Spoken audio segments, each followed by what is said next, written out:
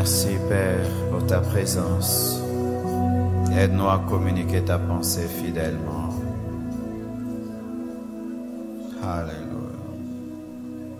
J'aimerais qu'on continue avec cette douce musique. Apocalypse 2, versets 1 à 7. Écrit à l'ange de l'église d'Éphèse. Voici ce que dit celui qui tient les 7 étoiles dans sa main droite, celui qui marche au milieu des 7 chandeliers d'or. Je connais tes œuvres, ton travail et ta persévérance. Je sais que tu ne peux supporter les méchants, que tu as éprouvé ceux qui se disent apôtres et qui ne le sont pas, et que tu les as trouvés menteurs, que tu as de la persévérance, que tu as souffert à cause de mon nom et que tu ne t'es point lassé. Mais ce que j'ai contre toi, c'est que tu as abandonné ton premier amour. Souviens-toi donc d'où tu es tombé. Répands-toi et pratique tes premières œuvres. Sinon je viendrai à toi et j'ôterai ton chandelier de sa place, à moins que tu ne te répandes. Tu as pourtant ceci, c'est que tu hais les œuvres de Nicolaïte, œuvres que je hais aussi. Que celui qui a des oreilles entende, c'est que l'Esprit dit aux églises. À celui qui vaincra, je donnerai à manger de l'arbre de vie qui est dans le paradis de Dieu.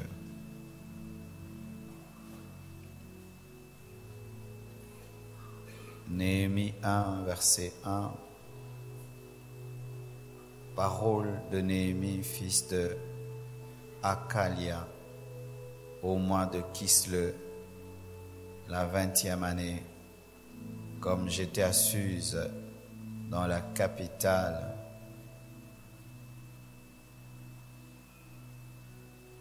Anani, l'un de mes frères, et quelques hommes arrivèrent de Juda. Je les questionnais au sujet des Juifs réchappés qui étaient restés de la captivité et au sujet de Jérusalem. Ils me répondirent, ceux qui sont restés de la captivité sont là, dans la province au comble du malheur et de l'opprobre. Les murailles de Jérusalem sont en ruine et ses portes sont consumées par le feu. Que Dieu bénisse sa parole. Asseyez-vous, s'il vous plaît.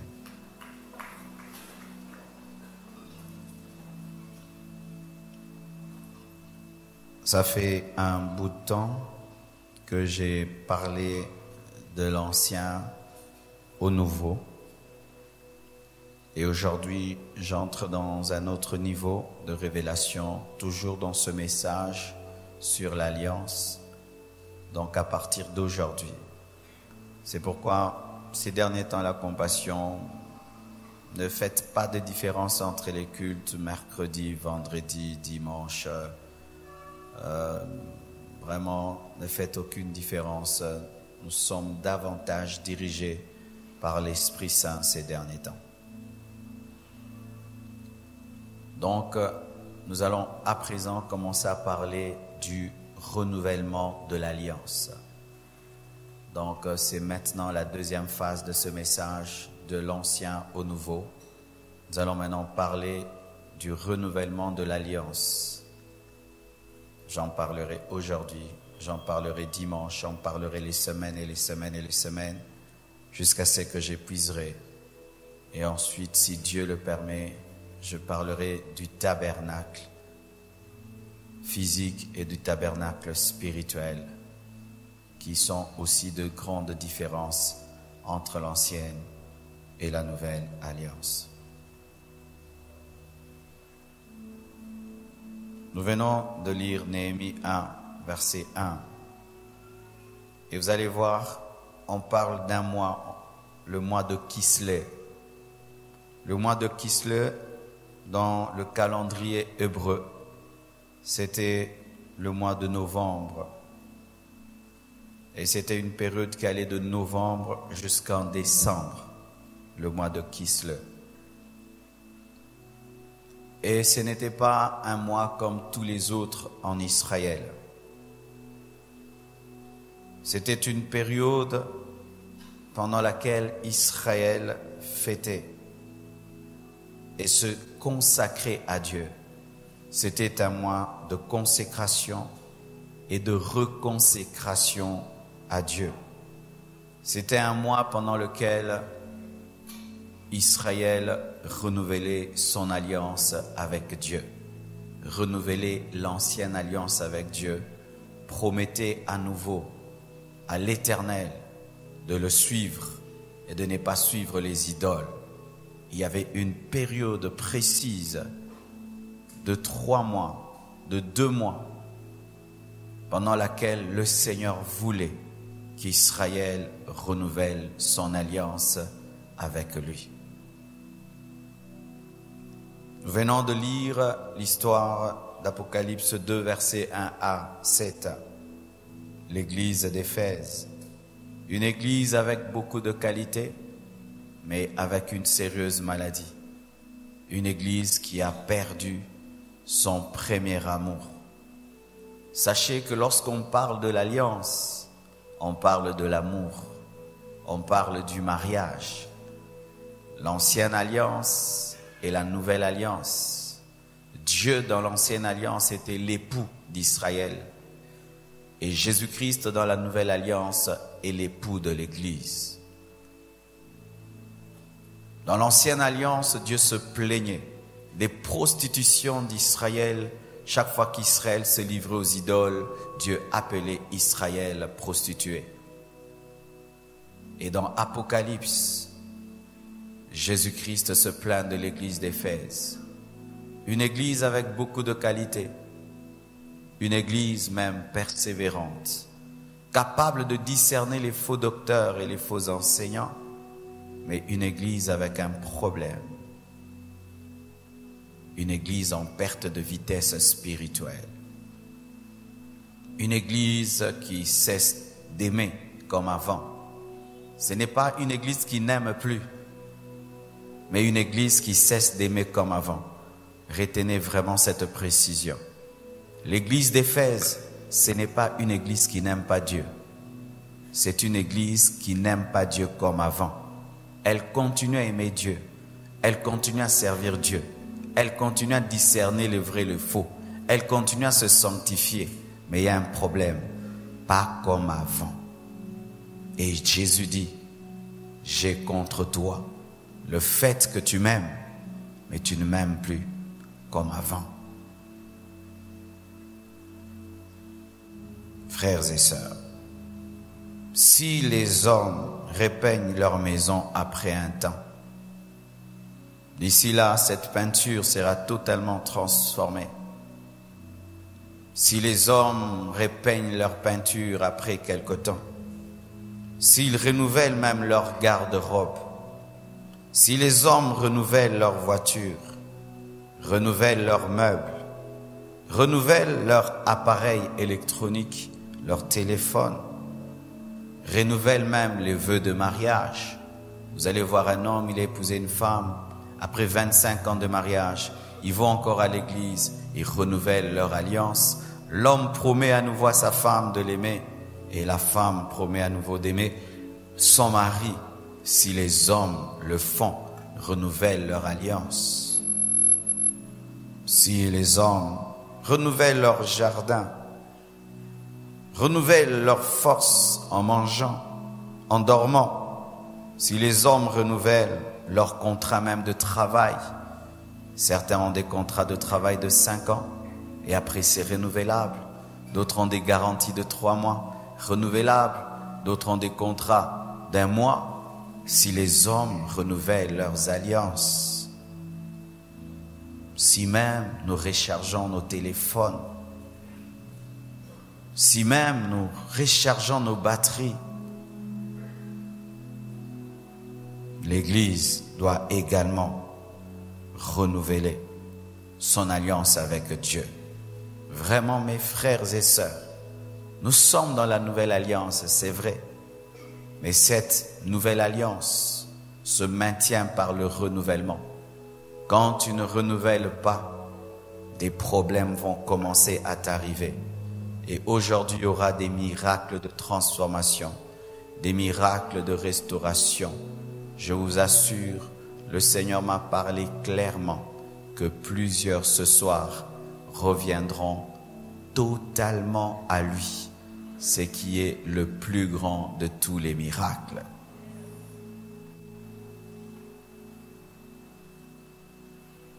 Frères et sœurs, quand on ne renouvelle pas son alliance avec Dieu, on devient un vieux chrétien. On devient un vieux chrétien. Quand tu ne renouvelles pas ton alliance avec Dieu, tu deviens un vieux chrétien. Et vous savez tout ce qui accompagne la vieillesse. Celui qui est vieux ne sait pas courir. Celui qui est vieux oublie les choses. Celui qui est vieux perd sa première beauté. Celui qui est vieux ne peut plus faire certaines choses comme quand il était jeune. Et quand on devient un vieux chrétien, on ne grandit plus vite. On oublie beaucoup de choses que Dieu a annoncées. On perd sa beauté spirituelle. On perd son éclat spirituel. Quand on ne renouvelle pas son alliance avec Dieu, on devient un vieux chrétien où on sent sur toi le poids des années que tu as fait en Jésus. Quand tu dis j'ai 20 ans de vie chrétienne, on sent vraiment que tu as fait 20 ans, non par l'expérience, mais par le dégoût que tu commences à avoir pour Dieu. Tu deviens un vieux chrétien. Quand on ne renouvelle pas son alliance avec Dieu, on stagne, on ne grandit plus, ni dans la parole, ni dans la prière, ni dans la discipline, ni dans la sanctification, en rien, on ne grandit plus. Et chaque chose qui cesse de grandir stagne, et la stagnation attire les mouches. Lorsque vous avez des caniveaux qui sont bien drainés, c'est rare que les mouches s'y posent et les insectes.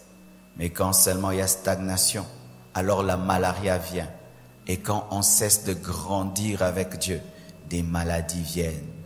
La jalousie, des médisances, des rivalités, des distractions. Où on oublie même pourquoi on est chrétien, pourquoi on vient à l'église. L'amour du monde, l'amour des choses d'ici-bas, des péchés chéris, des péchés qu'on avait abandonnés commencent à revenir dans nos vies. Lorsqu'on ne renouvelle pas son alliance, certains démons qui étaient partis reviennent, car les démons sont des mouches.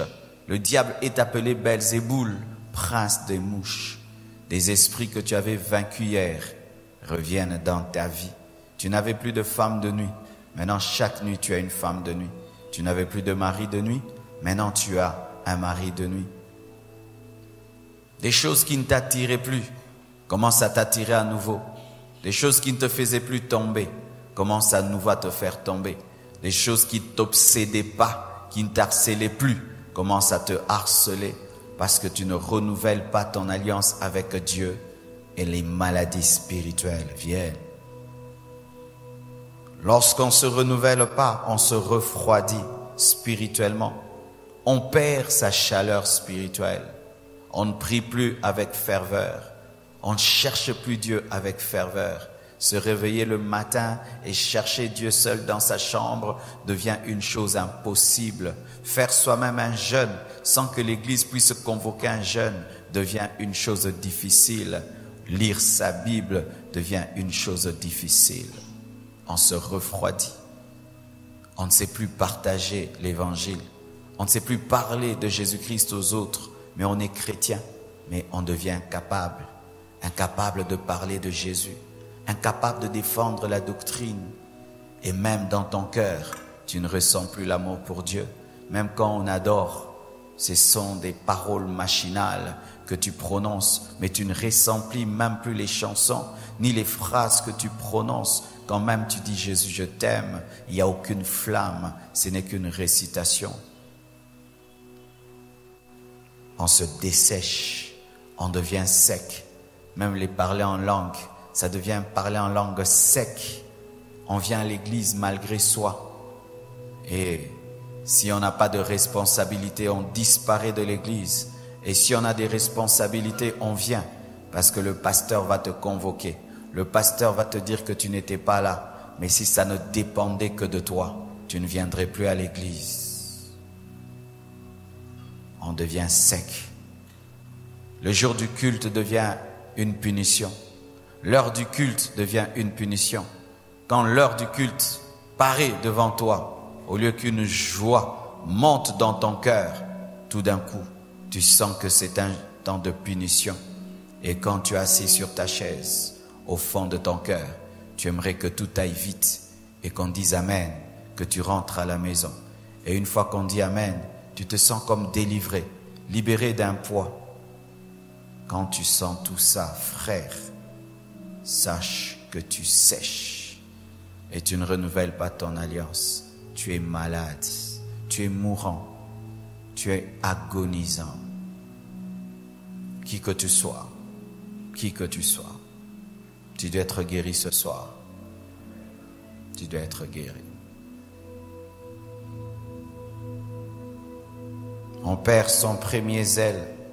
Vous voyez celui qui venait à temps, à 17h pile, il était à l'église. Il commence à venir à 19h. Vers la fin du message, il ne supporte plus de venir à temps à l'église parce qu'il n'arrive plus à adorer. Il ne sait plus faire 1 heure du temps de prière et d'intercession. Il commence à bien programmer son arrivée à l'église parce que là, il ne va pas prier, il va directement écouter la parole de manière passive. Il perd son premier zèle, il perd sa ponctualité. La qualité de ses offrandes diminue. Il donnait à Dieu des choses qui le coûtaient.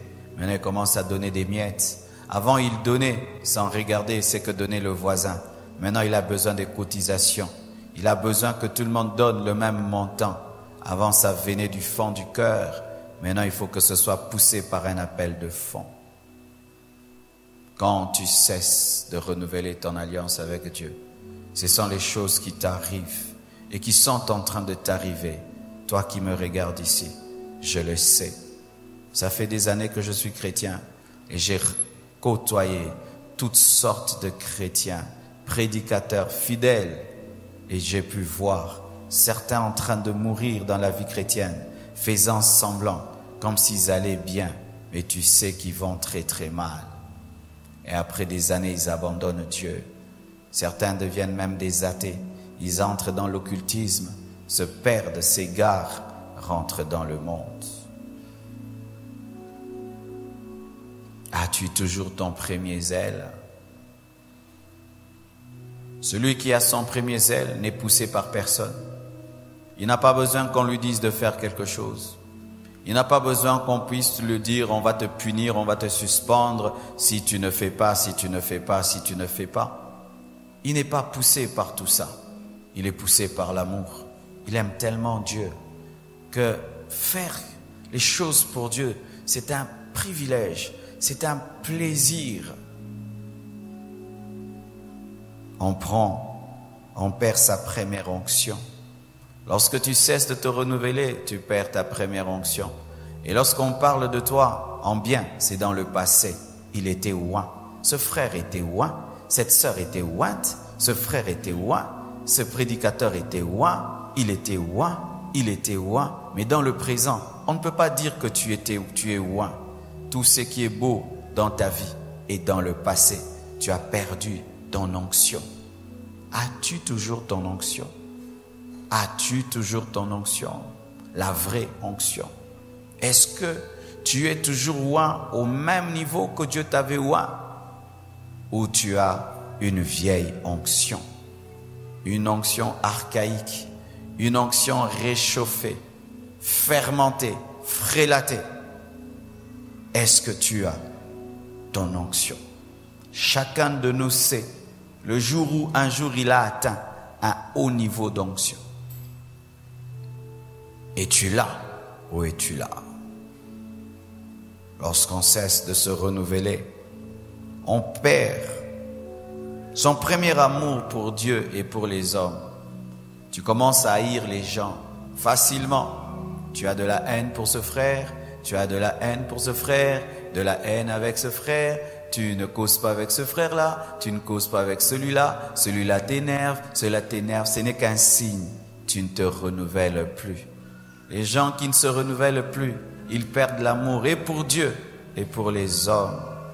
Cette rancune que tu as, cette rancœur que tu as, cette jalousie que tu as, ce frère-là que tu ne supportes plus, cette sœur-là que tu ne supportes plus, tu sais pourquoi tu ne te renouvelles plus. C'est pourquoi tu n'aimes plus.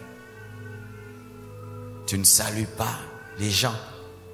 Tu boudes les gens à l'église.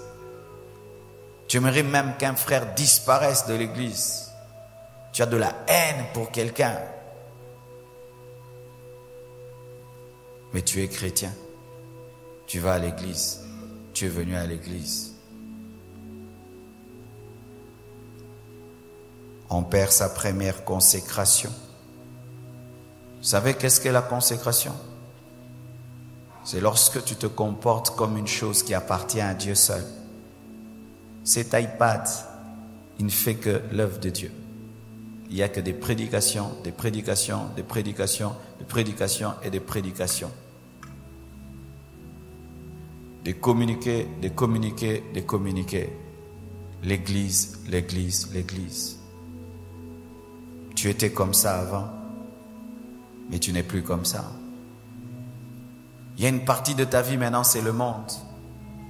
Il y a une partie de ta vie maintenant, c'est le monde.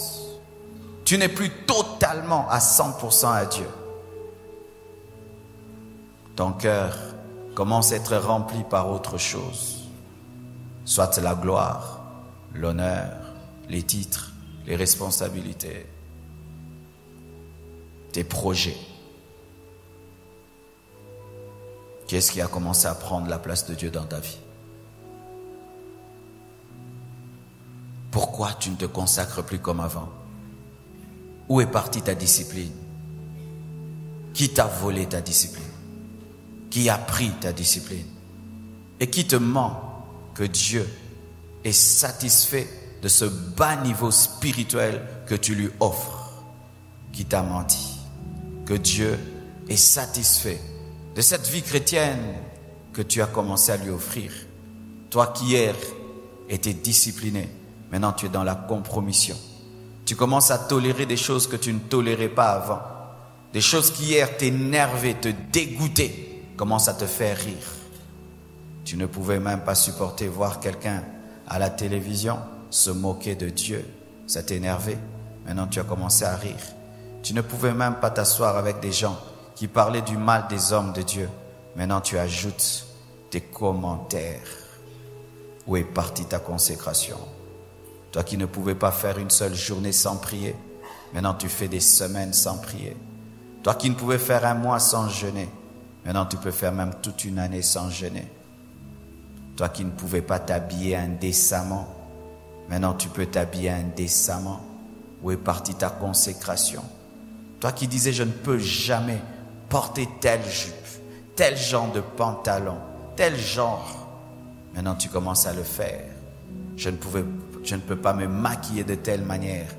C'est ce que tu as commencé à faire. Je ne peux pas écouter telle musique. Tu as commencé à écouter cette musique-là. Je ne peux pas danser ceci. Tu as commencé à danser cela. Moi et mon fiancé, on ne fera jamais ceci. Vous avez commencé à faire des choses. Où est partie votre consécration? Où est partie votre discipline? Où est partie? C'est parce que vous avez arrêté de renouveler votre alliance avec Jésus. C'est pourquoi vous êtes en train de mourir progressivement, spirituellement, rongé petit à petit par le monde, par la chair, par les démons, par le diable. On perd ses premières bonnes œuvres. Ses premières bonnes œuvres.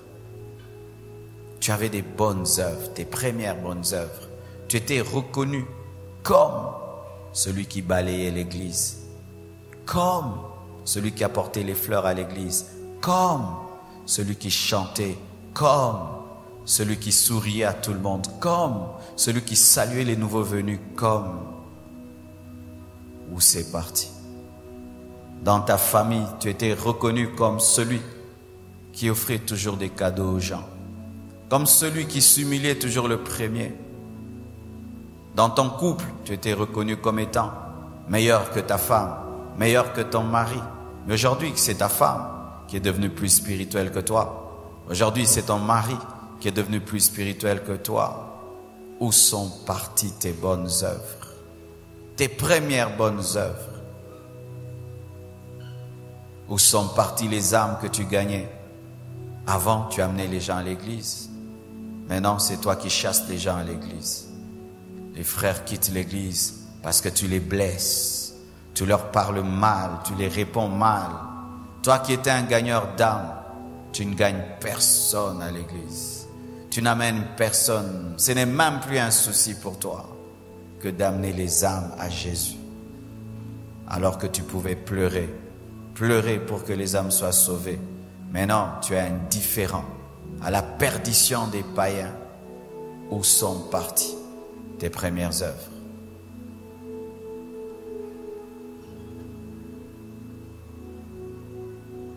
Quand on cesse de renouveler son alliance avec Dieu, on commence à ouvrir des portes au diable, au monde et à la chair. On tombe dans la tolérance. Et on commence à dire, non, vous exagérez. Tu ne disais jamais vous exagérez. Ce n'était pas un mot qui sortait de ta bouche. D'où est venu ce mot maintenant que tu as? Vous exagérez avec vos consécrations. Vous exagérez. Nous sommes quand même des hommes. Nous sommes quand même sur la terre. Toi, tu ne disais jamais ça. C'est à toi qu'on disait que tu exagérais. C'est toi maintenant qui dis, vous exagérez. Vous exagérez avec la prière. Tu me déranges avec la prière. Aujourd'hui, on commence à te déranger avec la prière. Alors que c'était toi qui dérangeais toute la maison avec la prière. C'est toi maintenant qui dis, vous exagérez. Vous exagérez en allant à l'église. Vous exagérez en donnant à Dieu. Avant, c'était toi, quand tu donnais, on disait tu donnes trop. Maintenant, c'est toi qui dis aux autres, on donne trop, arrêtons. Tu as commencé à ouvrir des portes aux démons. Tu as subi une délivrance terrible lors de ta conversion. Des esprits mauvais sont sortis de toi en parlant, en te menaçant, te disant même que si tu ne gardes pas ta consécration, ils reviendront. Et on te l'a même dit le jour de ta délivrance. Mais voilà que tu es en train de commettre les péchés qui avaient attiré les démons dans ta vie. Tu es retourné à ta masturbation. Tu es retourné à ton impudicité. Tu es revenu à ta copine. Tu es revenu avec ton copain. Tu es revenu avec la femme d'autrui, avec le mari d'autrui. C'est vrai, vous ne tombez plus. Vous vous écrivez seulement. Mais qu'est-ce que vous écrivez? Qu'est-ce que vous écrivez? Tu as commencé à tomber. Ouvrir la porte progressivement. Tu n'acceptais plus son argent. Maintenant, tu prends son argent. Alors que tu sais qu'il te donne cet argent avec un but de te faire tomber. Tu avais quitté le milieu de tes mauvais amis, ivrognes, impudiques, injurieux. Maintenant, c'est devenu tes amis à nouveau. Tu es à l'aise avec tes amis, injurieux, impudiques, ivrognes. Tu les as retrouvés. Tu es parmi eux, chrétiens, mais à l'aise avec des gens qui passent leur temps à insulter Dieu. Qu'est-ce qui t'est arrivé? Qu'est-ce qui est en train de t'arriver? Tu es en train de mourir, mon frère. Mourir à l'église. Mourir à l'église. Je sais ce que je dis, mes frères. Quand tu vois un jardinier, il regarde une fleur, il dit elle est morte. Toi qui ne connais pas, tu peux dire qu'elle va bien. Mais lui, il connaît qu'il y a des termites, qu'il n'y a plus de racines, qu'elle va sécher et d'ici là, elle va tomber. Mais toi qui n'y connais rien, tu vas dire qu'elle est belle. Et quand Dieu te regarde, il te voit ronger des termites. Gloire soit rendue à Dieu pour la nouvelle alliance qui est plus que l'ancienne. Mais il faut y demeurer.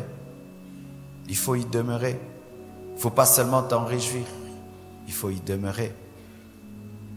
Tu peux avoir une vieille voiture, on te donne une nouvelle, c'est bien, mais il faut l'entretenir. Une Ferrari, on te la donne, elle est plus compliquée qu'une Mazda. Et si tu penses comme c'est une voiture très chère, tu peux rouler comme tu veux, tu auras des pannes. C'est comme la nouvelle alliance.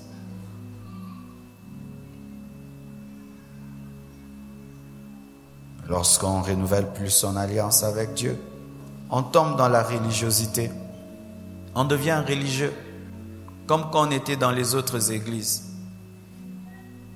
Quand j'étais dans ces autres églises, j'allais à l'église, mes frères, chaque dimanche, mais je ne changeais pas. J'allais à l'église chaque dimanche, je ne comprenais même pas la prédication du prêtre. J'allais à l'église chaque dimanche, mais j'allais montrer mes vêtements. J'allais à l'église chaque dimanche, je prenais même la Sainte Seine, mais je ne comprenais même pas la Sainte Seine. J'allais à l'église chaque dimanche et j'amenais l'offrande, des miettes. Et après le culte, je courtisais les filles. C'est ce que tu es en train de faire aujourd'hui. Qu'est-ce que tu viens faire à l'église? Tu viens faire quoi? Tu viens faire quoi? Est-ce que tu viens toujours pour Jésus? Tu viens pour Jésus? L'église pour toi est devenue un centre d'intérêt. Un lieu où au moins on va te voir. Parce que dans ton quartier tu passes inaperçu, personne ne te connaît. Personne ne te respecte. Ici, au moins, on te respecte. C'est devenu ton lieu pour te faire voir. Tu viens à l'église pourquoi? Pour qu'on t'aide, qu'on te donne l'argent, qu'on paye tes études. Pour trouver un homme, trouver une femme. C'est ce que tu fais maintenant à l'église.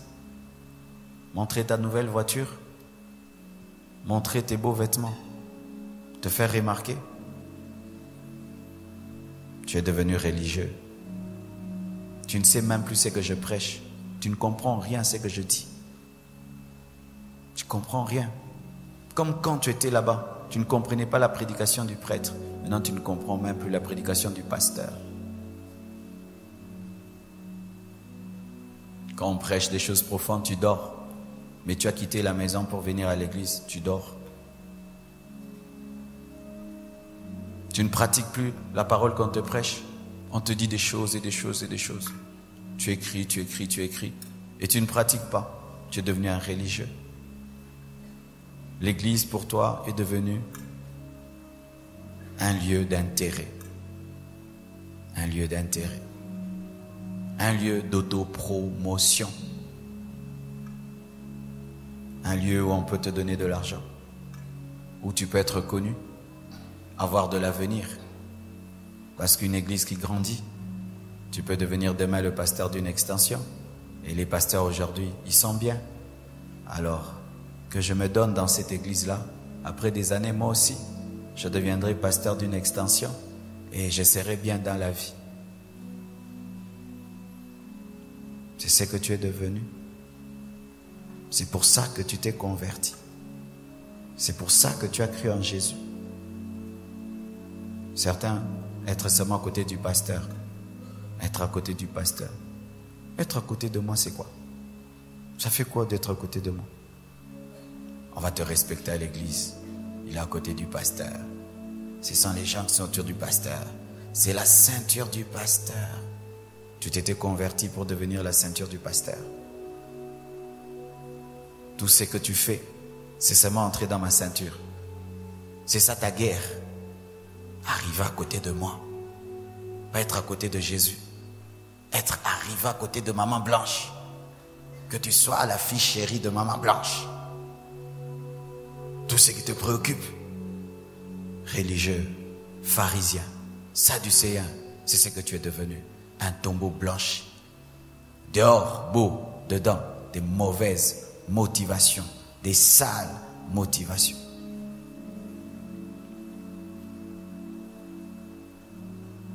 Lorsqu'on cesse de se renouveler, on tombe dans la monotonie. Tout devient monotone. Tu chantes de manière monotone. Tout est monotone. Tu prêches de manière monotone. Tu viens à l'église de manière monotone. Tu te comportes à l'église de manière monotone. Tu ne danses jamais. Tu ne pries jamais. Tu es comme un robot. Il n'y a pas des jours où tu as la joie. Un autre jour, tu es triste. Tu es comme un robot. Jamais la joie de Dieu ne te saisit. Et un jour, tu exultes devant Dieu. Tu es toujours la même personne. Les choses qui cessent de grandir sont statiques. La statue de Lumumba ne grandit pas. Elle n'a pas de vie. Elle lève sa main, elle la lèvera toujours. Et il y a des gens qui sont comme ça. Que l'onction soit forte ou comment, que Dieu lui dit parle comment, c'est toujours la même personne. Monotone. Monotonie. Tes prières sont monotones. Tes chansons sont monotones. Ta vie chrétienne est monotone. Elle est dégoûtante. Elle ne donne même pas envie à un païen de se convertir. Un païen ne t'envie en rien. Tu es un chrétien triste, dégoûtant. Il ne te voit pas grandir, ni apprendre un nouveau verset, apprendre une nouvelle connaissance. Tu es pareil, 5 ans, 10 ans. On ne sent pas en toi que tu crois avec Jésus. Comment quelqu'un peut s'approcher du soleil jour après jour sans être bronzé? Comment quelqu'un peut s'approcher de Dieu jour après jour sans être transformé? Tu deviens une contradiction. Une honte pour Dieu, une honte pour l'Église.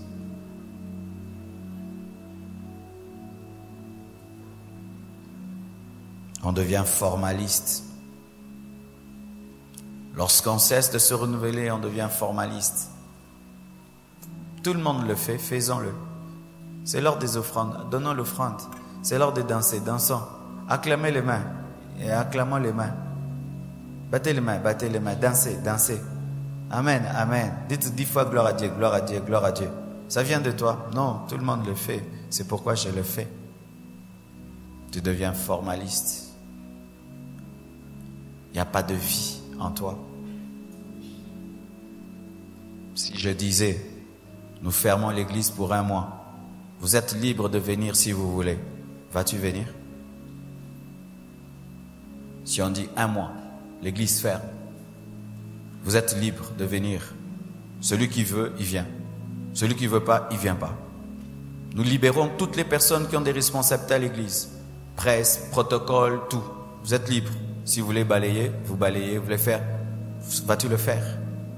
Si tu vas cesser de le faire, sache que tu le fais par formalité. Et Dieu ne consomme pas ton service. Tu ne le sers pas.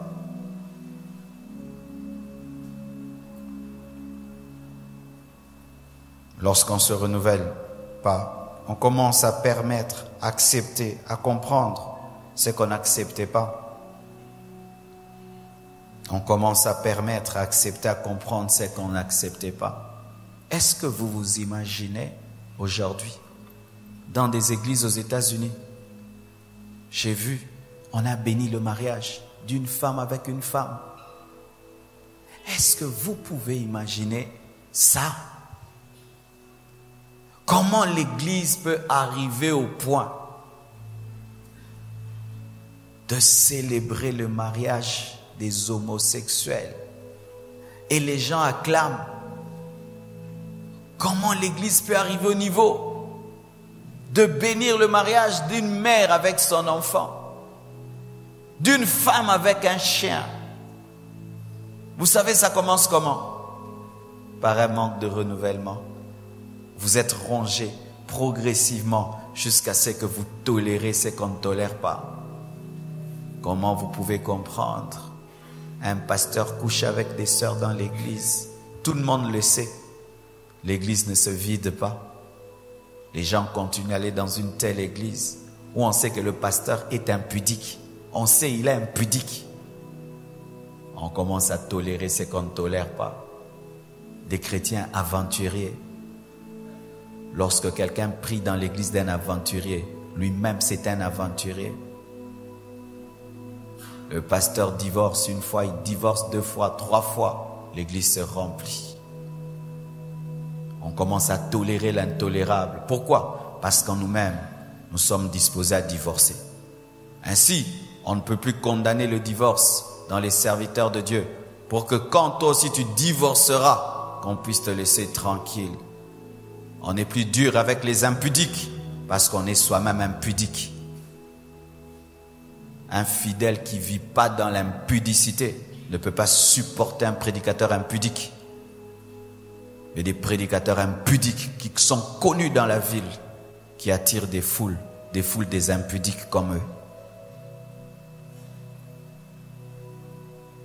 Avant, pour que quelqu'un touche ta tête, tu devais être sûr que c'est un saint homme de Dieu. Maintenant, tu donnes ta tête n'importe où. N'importe qui te touche, t'impose les mains, prie pour toi. Toi qui étais dur, tu es devenu tolérant.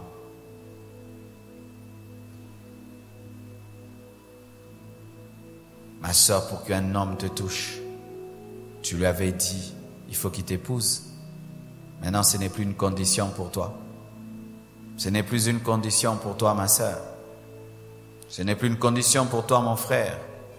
Pour que je touche une femme, je dois l'épouser. Ce n'est plus une condition. Tu vis comme Hollywood. Tu vis comme à la télévision. Tu fais comme tout le monde à l'université, tout le monde dans ta famille. Toi qui ne volais pas, tu es devenu un voleur dans votre entreprise. Tu ne vis plus de ton salaire. Tu voles maintenant.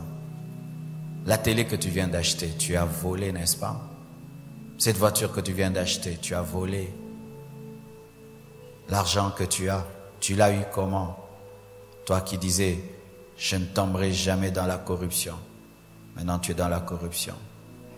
Tu triches maintenant à l'école, comme tout le monde. Tu corromps les professeurs, comme tout le monde. Des films que tu ne regardais plus, tu as recommencé à les regarder encore. Des musiques que tu n'écoutais pas, tu commences à les écouter. Des fêtes dans lesquelles tu n'allais pas, maintenant tu y vas. Même si tu ne danses pas, et ça te plaît, ça te plaît.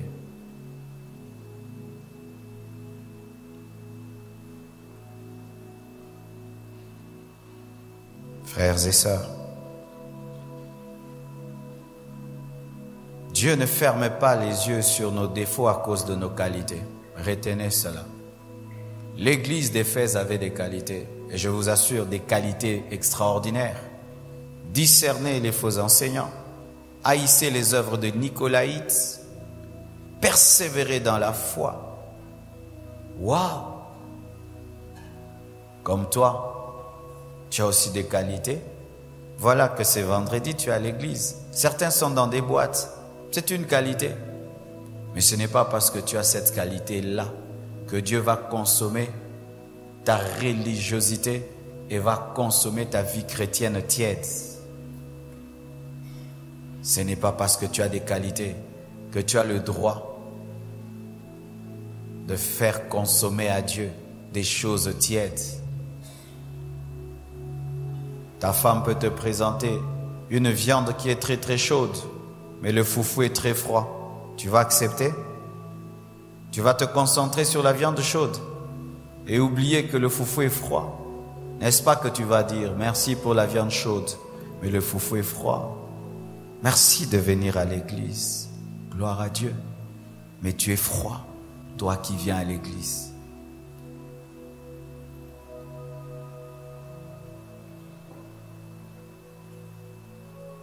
Tu ne respectes plus l'alliance parfaitement, c'est ça ton problème. Tu respectes l'alliance, mais pas parfaitement. Ton amour a diminué. Une femme peut préparer à son mari, mais si elle ne l'aime plus comme avant, un mari normal n'a que faire d'une telle femme. Il y a des femmes qui repassent les habits de leur mari, qui cirent les chaussures. Mais quand le mari vient à la porte, elles ne les reçoivent plus comme avant. Mais elles font des bonnes choses, mais n'aiment plus comme avant. Il y a des maris qui achètent des bijoux à leur femme, des voitures à leurs femmes, mais qui trompent aussi leurs femmes. C'est ça ton problème. Parce que tu fais des bonnes choses. Tu te concentres sur les bonnes choses, mais tu oublies une chose, que tu as cessé de l'aimer comme avant. Tu es comme un prédicateur qui prêche Dieu aux hommes, mais qui n'aime plus Dieu. Chers serviteurs de Dieu de l'Église, écoutez-moi bien, ouvrez bien vos oreilles. Il est possible de servir Dieu sans aimer Dieu. Il est possible de servir Dieu sans aimer Dieu. Il est possible même de servir Dieu sans aimer le peuple de Dieu. Modérer, prêcher, ce n'est pas le signe d'aimer Dieu. Dans ta vie secrète, comment vis-tu? Quelle est la qualité de ta consécration secrète? C'est ça, aimer Dieu. Un médecin peut soigner les malades sans les aimer, n'est-ce pas? Il a besoin de votre argent. C'est tout. Il peut te dire que tu as besoin d'une chirurgie, alors qu'il peut te soigner sans chirurgie parce qu'il a besoin d'argent. Est-ce que vous aimez toujours Dieu comme avant?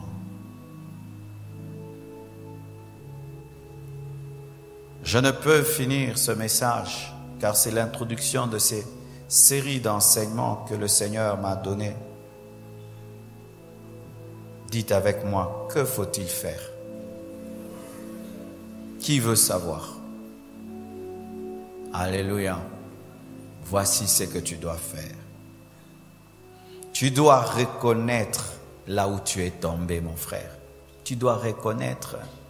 Arrêtez de faire semblant. Tu dois reconnaître là où tu es tombé. Reconnaître. Moi maintenant c'est la musique du monde. Moi c'est l'impudicité. Moi c'est la cigarette. Moi c'est l'ivrognerie. Moi c'est ceci. Moi c'est la jalousie. Tu dois reconnaître. Tu dois reconnaître. Tu dois reconnaître. Pendant que je prêche, tu dois reconnaître là où tu es tombé. Tu dois dire, moi Seigneur, c'est ici que je suis tombé. Il faut que tu reconnaisses que tu ne l'aimes plus comme avant. Tu dois reconnaître, Seigneur, je t'ai aimé, mais j'ai cessé de t'aimer comme avant. Mon cœur me le dit et tu le sais. Je ne t'aime plus comme avant. La prière est devenue forcée. Tout est forcé. J'ai t'aimé au début, mais là je ne t'aime plus. Tu dois reconnaître que tu ne l'aimes plus.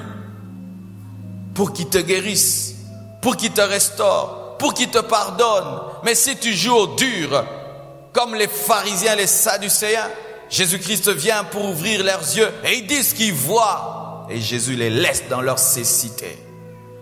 Il vient les soigner, ils disent qu'ils sont en bonne santé. Il les laisse dans leur maladie. Il vient aider Adam et Ève. Et voilà qu'il commence à donner des arguments. C'est la faute du serpent. C'est la faute de la femme. Il faut que tu reviennes à tes premières œuvres par l'aide du Saint-Esprit. Seigneur, je ne t'aime plus. Voici ce que je faisais pour toi, je ne fais plus. Donne-moi la force. Donne-moi la force de le faire à nouveau. Donne-moi la force. Je vous assure, il y a des choses que tu faisais que tu ne fais plus, que personne ne fait plus. Car des fois, quand vous arrêtez de faire des choses, vous pensez que quelqu'un d'autre va vous remplacer, alors que personne n'a le cœur que tu as. Quand tu prends soin de quelqu'un et tu dis, moi j'ai trop fait, j'arrête, tu penses qu'un autre va te remplacer et cette personne meurt. Il y a des choses qui se sont arrêtées dans la maison de Dieu, dans l'œuvre de Dieu, parce que tu as arrêté de faire ce que tu devais faire. Et tu dois demander à Dieu l'aide du Saint-Esprit pour faire à nouveau ce que tu faisais. Et écoutez ceci, écoutez bien ceci. Tu dois recommencer à zéro en pleine course.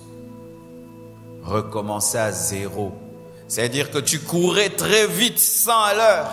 Maintenant, tu cours à 50 à l'heure. qu'est-ce que tu dois faire? Tu dois t'arrêter à 0 pour décoller encore à 100 à l'heure.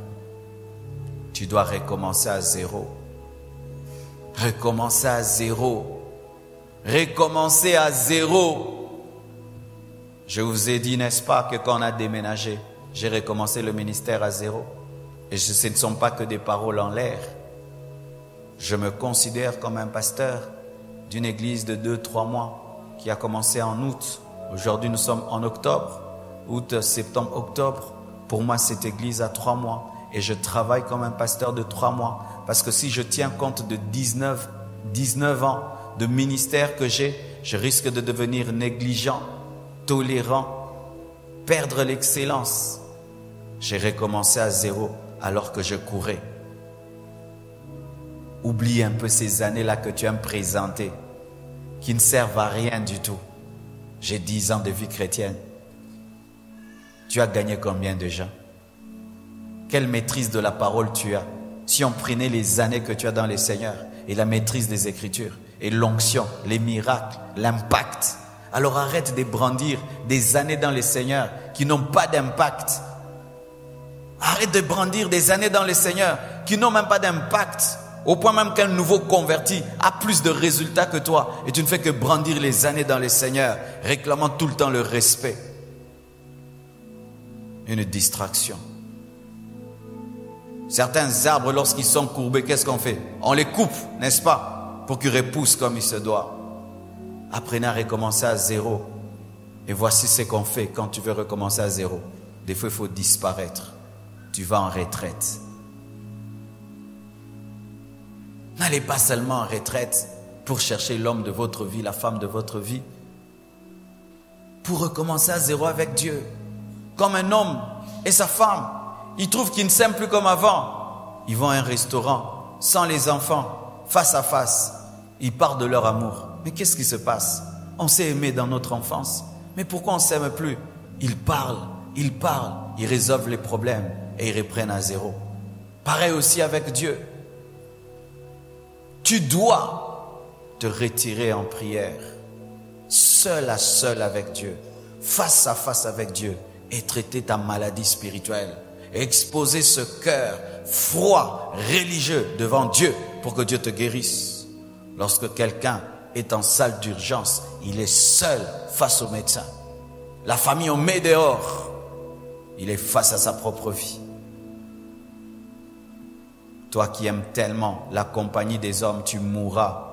Les gens qui aiment tout le temps être accompagnés des gens, tout le temps autour des gens, vous mourrez spirituellement. Parce que la spiritualité, des fois, exige de se déconnecter des gens pour être seul face à Dieu. Tu ne peux pas vivre tout le temps avec les gens. Jésus ne vivait pas ainsi. Et il n'y a pas de disciple qui soit supérieur à son maître. Il y a un temps dans la vie chrétienne, tu te déconnectes des gens pour être seul à seul face à Jésus. N'est-ce pas que lorsque tu te regardes devant un miroir, tu n'aimes pas qu'il y ait trop de gens? Souvent devant le miroir, on aime être seul, n'est-ce pas? Pour bien se voir. Parce que quand il y a trop de gens, tu ne te vois pas bien. Et des fois, quand tu veux être face à face avec Dieu, tu dois être seul pour que tu te voies, que tu as une tache ici, que ton habit est sale, que ta chaussure n'est pas cirée. Sinon, mes frères, cette vie chrétienne-ci, vous la quitterez, vous l'abandonnerez. Ça fait 19 ans que je suis pasteur. Je vois des nouveaux visages. Un groupe qui vient et part. Et un autre vient et part. Et c'est toujours une petite poignée qui reste. Qui reste, ceux qui se renouvellent, restent. Mais ceux qui viennent dans les Loengue, ils viennent 2 ans de zèle, ils disparaissent. 1 année de zèle, ils disparaissent. Et les endurants se renouvellent. Ils sont humbles. Chaque fois qu'ils deviennent malades spirituellement, ils recherchent Dieu. Mais ceux qui pensent que la vie chrétienne, c'est les Loengue, 3 ans après, ils abandonnent. J'ai vu beaucoup de visages dans ma vie. Beaucoup de visages. Beaucoup de gens tomber ici pleurer. Beaucoup de gens dire j'aime Jésus plus que tout. Certains, ils sont encore là. D'autres sont rentrés dans le monde. On leur disait ces choses. Ils pensaient que c'était du blablabla. Quand on te donne une voiture, on te dit entretiens-la, change l'huile, change ceci. Non, mais elle roule, elle roule, elle roule, jusqu'à ce qu'un jour tu démarres, le moteur bloque.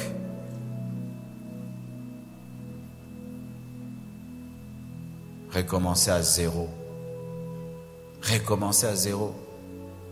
Certaines maisons, quand elles sont mal construites, on démolit seulement. Recommence à zéro. Recommencer à zéro. Alors que vous êtes en train de courir.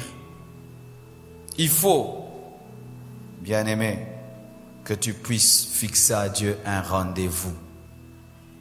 Vous m'entendez, mes frères? Si je te donne mon téléphone, il y a au moins 15 alarmes. 15 alarmes.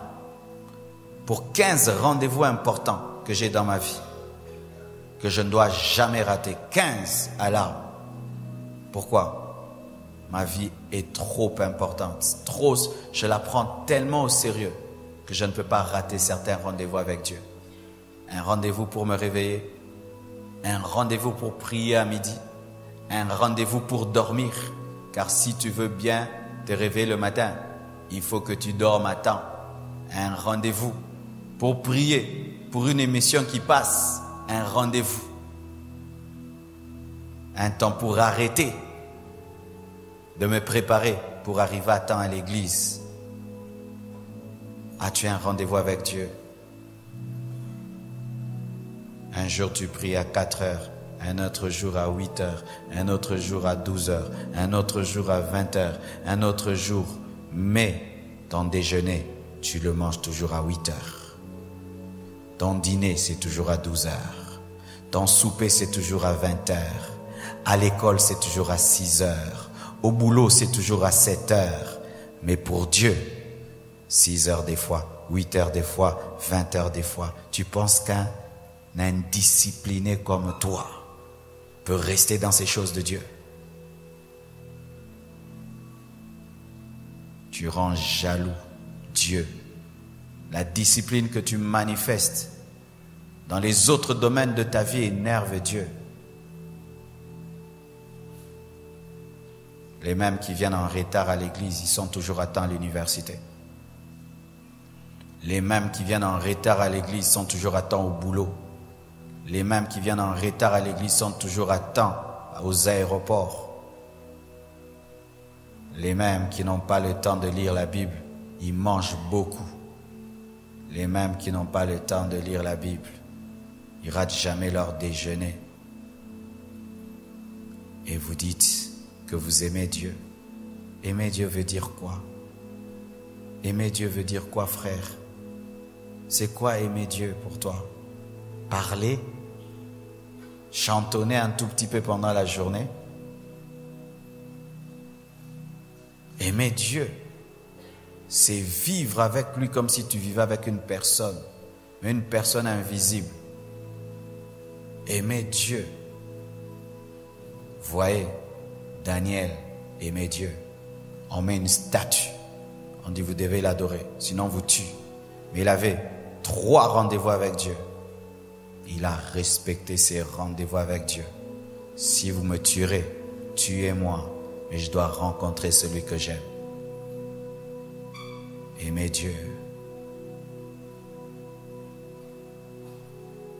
Fixez à Dieu un rendez-vous. Respectez-le. Dans tout amour, il y a un rendez-vous. Quand tu es fiancé à une femme, n'est-ce pas qu'il y a un rendez-vous? Vous vous retrouvez peut-être chaque samedi, chaque lundi, chaque ceci, chaque ceci. Tous les fiancés ont des rendez-vous. L'amour impose toujours un rendez-vous. Mais tu veux dire que tu aimes Dieu et tu n'as aucun rendez-vous avec lui. Tu n'as aucune histoire d'amour avec Dieu. Tu n'as aucune histoire. Tu n'as rien commencé. Rien n'existe. Tu as la foi en Dieu, mais tu ne l'aimes pas. Quand on aime quelqu'un, on soupire après lui. On soupire après sa présence. Quand tu aimes quelqu'un, tu sais que demain, je vais le rencontrer. Ton cœur bat. Tu aimerais que le temps passe vite. Et quand quelqu'un aime Dieu, et il a fixé à Dieu un rendez-vous le matin, il attend le matin. Il attend ces moments où il passe avec Dieu. S'il a fixé à Dieu le rendez-vous la nuit, il attend la nuit. Il attend la nuit. Il attend la nuit. est-ce que tu es comme ça? C'est quand tu vois un chrétien, il vit des choses avec Dieu. Et toi, tu es chrétien à côté de lui. Tu ne vis pas ça. Vous n'êtes pas pareil devant Dieu. Dieu n'a pas appelé tout le monde son ami sur la terre. Il a créé beaucoup d'hommes. Mais il a dit, Abraham est mon ami. Et tu es ami de Dieu dans cette église. Tu es parmi les amis de Dieu dans cette église, les amis de Dieu. C'est ce qu'il m'a dit de vous dire ces derniers temps. Et il m'a dit, il va déclencher un réveil. Un puissant réveil. Par ces messages. Et je crois que la puissance du Saint-Esprit derrière cette parole pour faire le reste.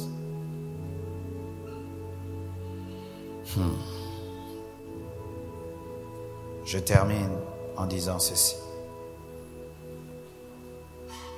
Retenez ceci, mes frères. Vous devez comprendre que Dieu ne marche jamais avec ceux qui ne l'aiment plus. Dieu ne marche jamais avec ceux qui ne l'aiment plus. Même nous, nous sommes créés à l'image de Dieu. Tu as toujours tes anciens amis. Quand un ami devient jaloux, tu le gardes. Quand un ami te critique dans le dos, tu le gardes. Quand un ami te vole, tu le gardes. Nous sommes créés à l'image de Dieu. Tu penses que Dieu marche avec quelqu'un qui l'aime plus? Non, il ne marche pas. Pourquoi? Lui, il marche vite. Toi, pendant que tu marches avec lui, tu regardes le monde, tu es dans des trucs. Il ne marche pas avec toi. Il y a longtemps que tu as cessé de marcher avec Dieu. Et toi, tu penses que parce que tu viens à l'église, tu marches avec Dieu. Non. Dieu ne marche pas avec les gens qui ont cessé de l'aimer. Mais non. Mais non. Pourquoi il y a beaucoup de divorces aujourd'hui? Elle ne m'aime plus. Il ne m'aime plus. Les païens, c'est ça. Nous les chrétiens, on se bat pour que l'amour revienne. Mais quand on est fiancé, ta fiancée ne t'aime plus. Tu vas marcher avec elle. Ton fiancé ne t'aime plus. Tu vas le faire. Tu viens la visiter chez elle. Elle n'a pas le temps pour toi. Elle regarde la télé. Elle cause avec tout le monde. Elle est tout le temps au téléphone. Tu vas continuer à la visiter chez elle. Tu n'iras plus. Et quand Dieu vient te visiter, tu es tout le temps dans ton téléphone. Ton téléphone. Ton téléphone. Ta télévision. Mais lui, tu ne sais même pas qu'il existe. Le temps que tu passes devant ton téléphone, si tu pouvais le convertir en temps de prière, tu aurais vu ce que ta vie serait devenue. Le temps que tu passes devant la télévision, si tu l'avais transformé en moment d'adoration, en moment de lecture de la Bible, tu aurais déjà vu. Alfred Cohen écrit ceci sur la télévision. Le jour qu'on lui a présenté une télé, on écrit « Et le monde sera dans votre maison ». Il a dit « Je ne veux pas de la télé, ça va m'amener le monde dans la maison ». Je ne dis pas qu'il ne faut pas regarder la télé. Mais la télévision ne doit pas prendre le temps que tu dois donner à Dieu. Je ne dis pas qu'il ne faut pas avoir de téléphone. Mais avant que tu ouvres ton téléphone, ouvre d'abord ta Bible. Agenouille-toi devant Dieu. Avant d'ouvrir ton téléphone, avant de commencer à parler aux hommes, parle d'abord à Dieu. Car on parle en premier à la personne qu'on aime. Frères et sœurs, c'est ainsi que tu remarques que les promesses tardent, ta destinée tarde. Tu rames, année après année, pas de percée. Tu marches avec un Dieu que tu blesses. Je t'assure. Si tu pratiques ce que je te prêche avec l'aide du Saint-Esprit, tu verras le bouleversement qu'il y aura dans ta vie. Tu ne te reconnaîtras plus.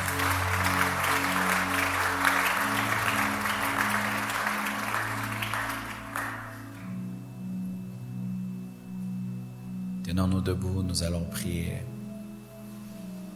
Prions au nom de Jésus.